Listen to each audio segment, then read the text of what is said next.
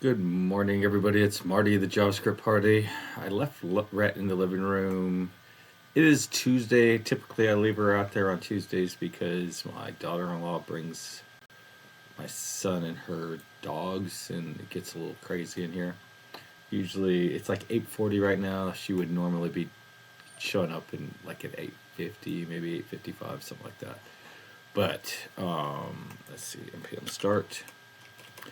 They're not. It's so cold right now that we're just not set up for that downstairs, so they don't have um, the that working yet. Let's see. There's some sort of update to my computer, and now it doesn't. Oh, there we go. So it is 14 degrees Fahrenheit outside right now. That would make it like 32 degrees Fahrenheit is 0 degrees Celsius. So that is 18 degrees under Celsius Fahrenheit. So that's probably like 12 or 13, negative 13 Celsius, which is not something we are accustomed to around here.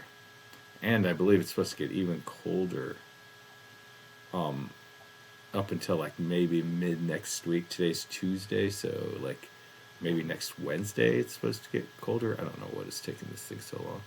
But anyways, when I first, so if you look at this, I have like the ST, and I have three. And the story, the current sort of narrative is that ST is the the visualizations as I want to describe them, and three is where the code that um, makes it happen for ThreeJS.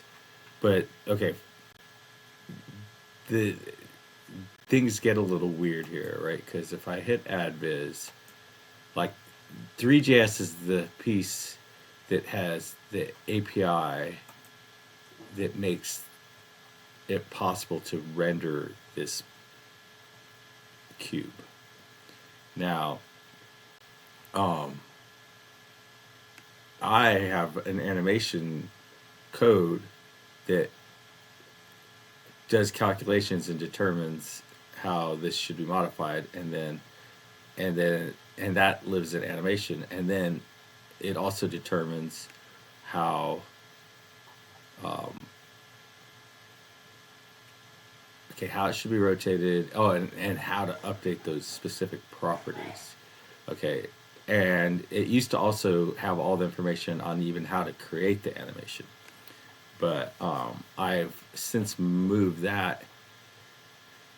So that's sort of one way, sort of coming at it is like, hey, there's this. But the other way you could look at it is, I have ST, and then I have like all these things, and then I have three, and I have all these things. And for a lot of these things, there's actually a like ST has a doppelganger, a twin that's in three. But animation, that's not the case, right? So there's a scene that is an ST scene, and then there's a scene that's a three scene. There's no three animation. So in the beginning, that's sort of the narrative, was that, hey, there's these sort of pairings, and I want, for each pairing that's on the three side and the ST side, I want a service. But and that's why I left animation out. But the thing is now animation does need logic that does that, but that they can determine, make decisions, but it doesn't have. Um, so it needs the logic to do that, but it doesn't um, have a Three.js animation entity associated with it. And then the way all of the rest of these work is like in my camera, for example, I have, if you look at the service, there's like a dictionary of cameras, and they're ST cameras. And over here, I have a dictionary of three cameras in this version down here. But there is no such thing as a three animation, so I don't have a dictionary of it. So animation doesn't need to be like a for root service. It just needs to be it just needs to be, it's just a bunch of behaviors. It doesn't have any state. It doesn't have any attributes. It just is, it just knows how to do things with things. So that is another sort of variation between this animation and all the rest of its cohorts in here. So there's that. But then animation also has like a whole nother sort of two other factors, two other sorts of whole subject matters that fall under animation. And one is, and they're both pretty darn complex. And one is the request animation frame. So this is some, in the browser, it has a mechanism that attempts to run 60 times a second. It's the request animation frame. So if you want to do any updates, that's inside of that function is where you want to do updates, because that's when everything else is being drawn on the screen, and it's happening 60 times a second. But then additionally, there's the interface with the DOM items. So if I add a second one of these, I actually have special code that knows where to place this. And that is the kind of thing I would like to also have animated in the future. So like, I can imagine a scenario where like these two may go back and forth, the whole visualization, or maybe this visualization gets big and this visualization is little up here, and then they swap areas and stuff like that. So there's a lot of things that I may want to animate in the DOM element itself. So that's like a whole nother interface that can be created, or a way of dividing up the code. So there's that. So I cannot remember exactly what we were doing yesterday. Let me look in the package and see if there's like a new. So this is where I made my 3 animation service. So what is in there right now, I wonder? Let's see. This is my 3 entities, animations. Okay, so this is the overall animation service, but this is the brand new one. Is there anything in here? Yes. Oh, and I did this update, and if I remember correctly, this doesn't have a for root, so it's just a class that I call. All right, so let's go back over here. This is our entities. This is our animation service that we're basically trying to hollow out. We're trying to we're trying to outsource all of its work, and until there's nothing for it to do, and then I want to delete it. And so that was what happened yesterday. And then the other big question I had is, can I run this? Like, can you even do an inject inside of a class? I don't know. So I'm going to just try this, just for the sake of trying it out, see if it transpiles. And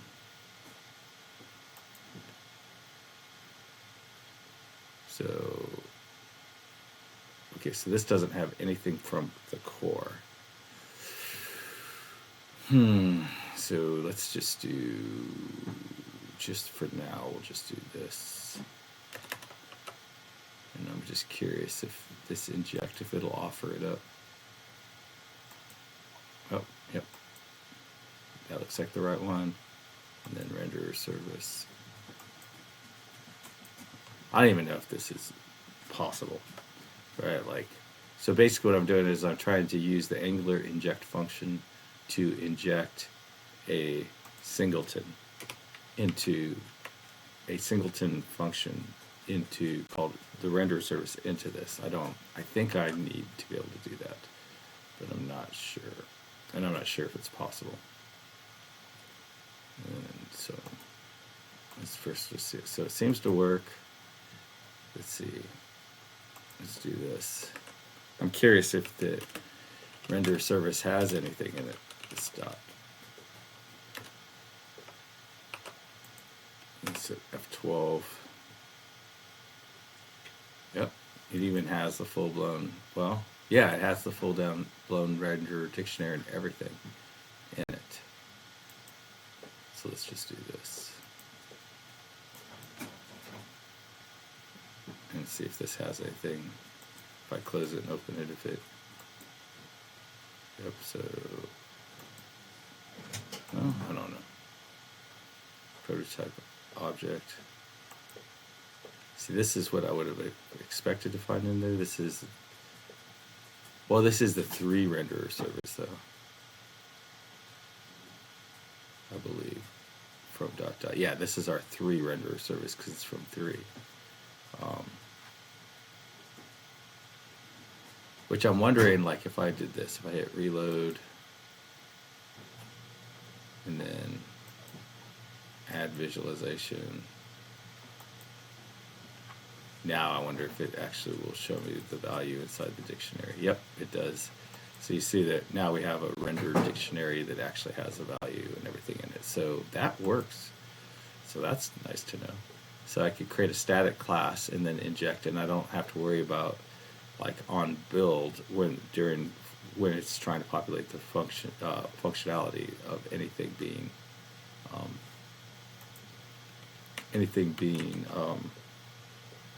like the cyclic redundancy. Okay, so I don't want any of that. I don't know exactly what I want yet,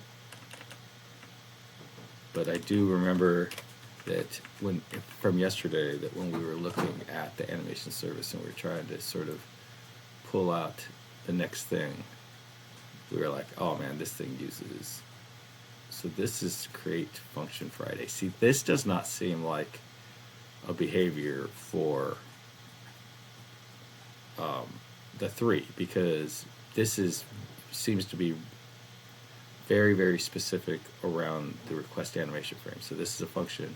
This is going to create a function that is going to be given to the request animation frame to run. So now it gets the mesh IDs from the ST scene. So this is the function that runs, and when it runs, the first thing it does is it gets a list of IDs from the scene, from the mesh. So this is coming from ST. And basically, I think the whole point of all of this is to give a reference to this object right here, this scene. So, and this is going to get the scene from, gets the scene from ST, right? And so then this is going to get the mesh IDs from ST.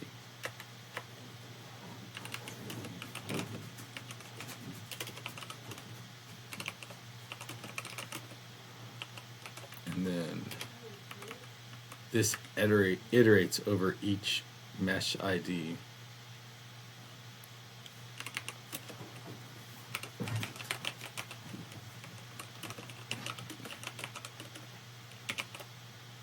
And then this is going to get the, okay, so that does that itself. And then this gets the 3 mesh.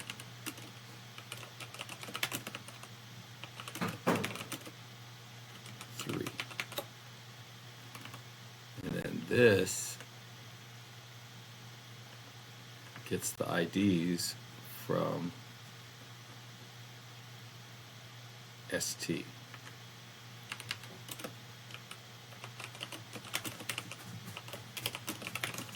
So where we're getting stuff from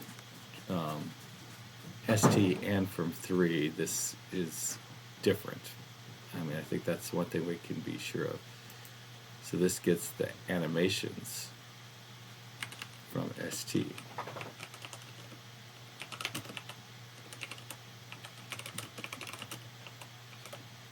So this iterates over each ST animation.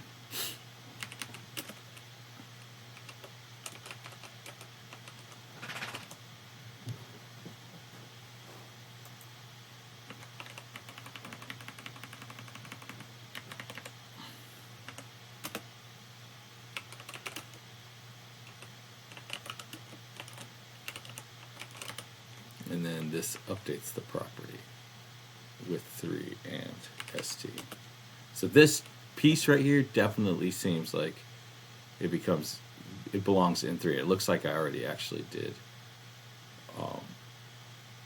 do that. And it feels like this doesn't even need to, like, this whole, like, it seems like I should pass all the animations and three to handle this piece. So that's probably going to be the next thing.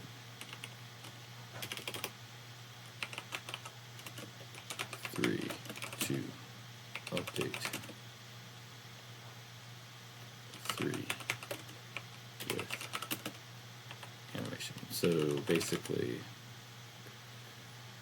and then this actually, so since it's scene service, it's probably 3. Yeah, 3 scene. Okay, updates the 3 scenes. So this definitely should updates the 3 scene.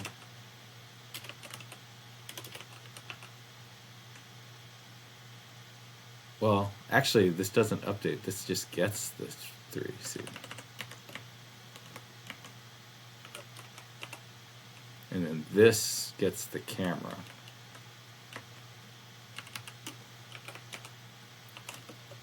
The 3 camera. And then this just tells it to render. So it doesn't even care, right? It's just saying, hey, just render this. Don't worry about anything.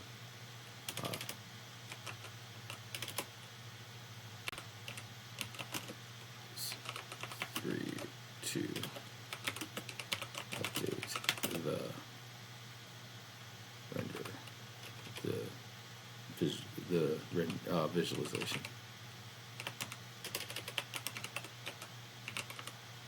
All right, so it would be nice if, so this is started, feels like, okay, if I remember correctly, like it feels like this, all 3 of these lines should be a single function over in the 3 renderer service. Because if I remember correctly, like this is just trying to get the scene, this is just trying to get the camera. If I remember correctly, the renderer service has a instance of all 3 of these singletons, so it should be able to do this itself. So let's go to the 3 renderer service.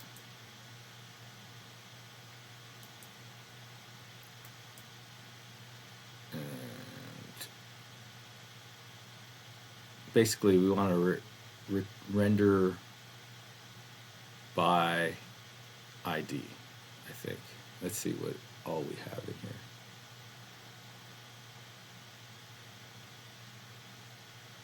Okay, so this guy is provided in root. It has a renderer's dictionary. I feel like a renderer actually renderer. Okay, so we already have this renderer that you pass in an ID, a scene, and a camera. Oh, okay, yeah, that's right. That's the question was like, if I have the ID, can't I just get the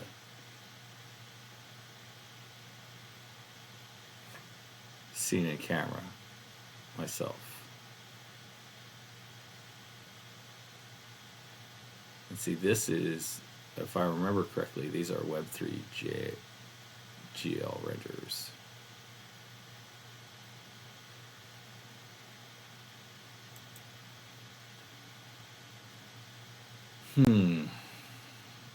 So I don't, okay, so yeah, I don't think, now that I think about it, I don't think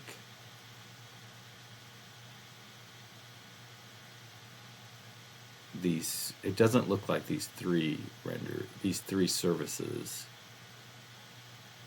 can pull in, well, I think I could pull in the scene service, right? And then, okay, so let's just try that.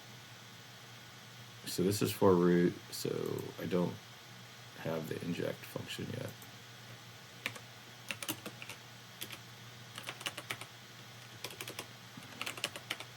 And I want to get my scene service and my camera.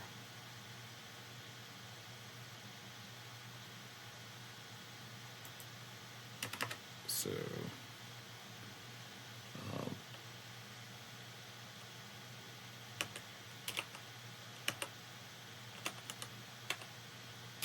I'm just gonna say 3. I've decided I want to do that. Scene service. I believe I just call this scene service equal to inject.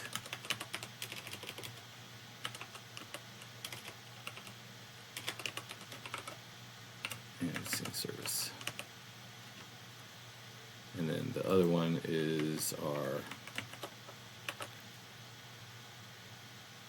camera service.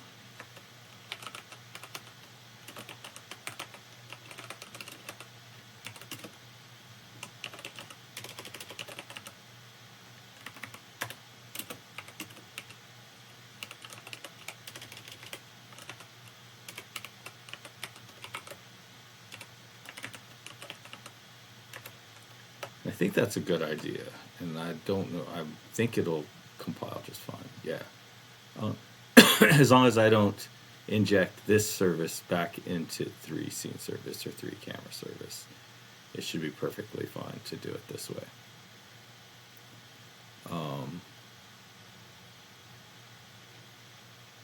Okay, so.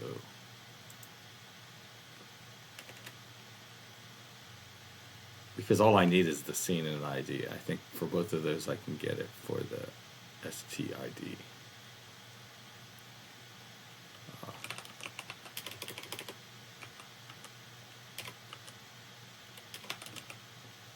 Render scene camera.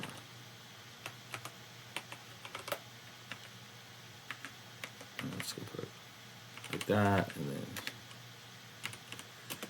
so this should accept a STID. Let's see, 3 camera. Let's see. Now I'm just ignoring the time real quick.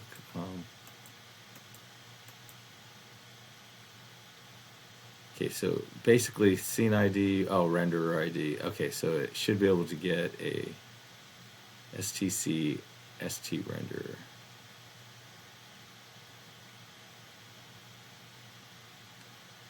Alright, so it needs to be able to get a scene. I think we use our renderer. So we get our ST scene this way. How do we get our camera?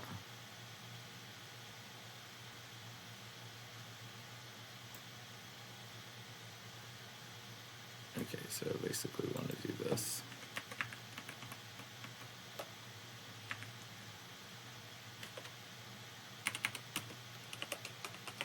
Create a function to do in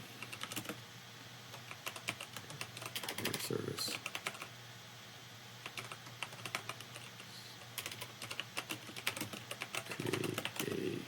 To render by scene ID. I believe you can only have 1 scene per, I don't know.